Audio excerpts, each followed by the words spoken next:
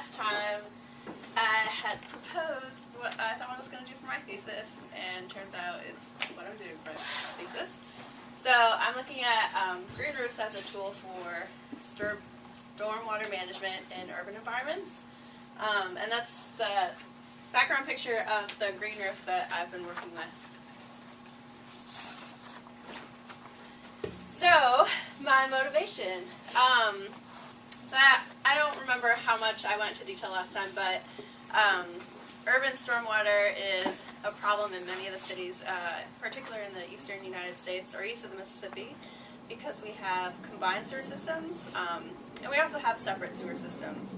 And so in combined sewer systems, when we have anywhere from it could be medium rainfall, minimum rainfall, to a heavy rainstorm, a lot of times it supersedes the capacity of the water treatment plants. And so when that happens, they have an emergency outlet where they release all the water, and that is not just your runoff from your streets, but also the sewage and effluent, and it all goes untreated into your lakes or your rivers or wherever that outfall location might be. And in the case of separate sewer systems, again, it's a separate system, but you're still having the runoff from streets, which includes all the chemical pollutants that might be coming off of cars, or any kind of fertilizers from lawn treatments going into our natural watershed system. So one of the ways to kind of address these issues are using best management practices. And these are things like rain gardens or green roofs, bioswales.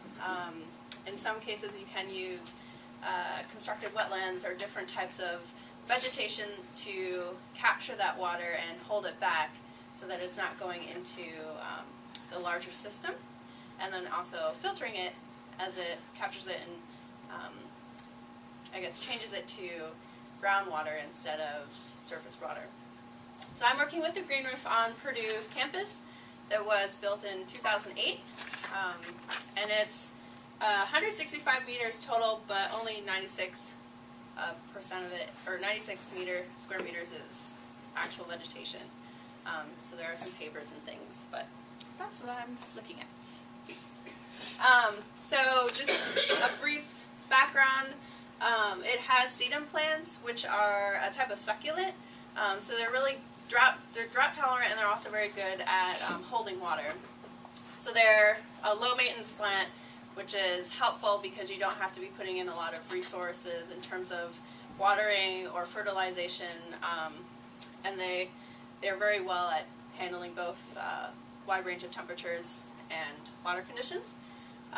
So I measure the precipitation on the roof with tipping buckets. That's some of the equipment in that picture there.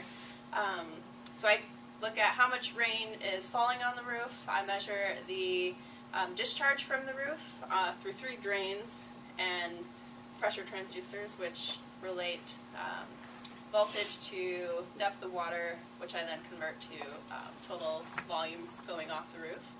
And then I also have some temperature sensors to do under the pavers and then under the vegetation to compare.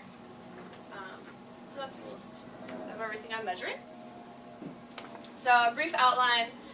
The 2 things I'm really looking at are water quality and water storage. So for my precipitation, my runoff, and I have runoff that I capture from a control roof, so a non-vegetated roof. I'm looking at orthophosphate, sulfate, ammonium, and pH. I'm also looking at nitrate and nitrite. I forgot to put that on there. And total suspended solids. So I'm comparing the analysis from all 3 of these to see what kind of impact the green roof is having, and if it's positive or negative. And then this is my water balance equation. So I'm also trying to see how much water is the green roof storing. Is it storing anything? So this is the preliminary results of my water balance equation. So precipitation are the blue lines, and this is by event. Soil moisture is the green bars, runoff is the red, and storage is the purple. So I'm still testing to see, trying to verify this data, but so far the biggest thing we notice is that the storage values are pretty high.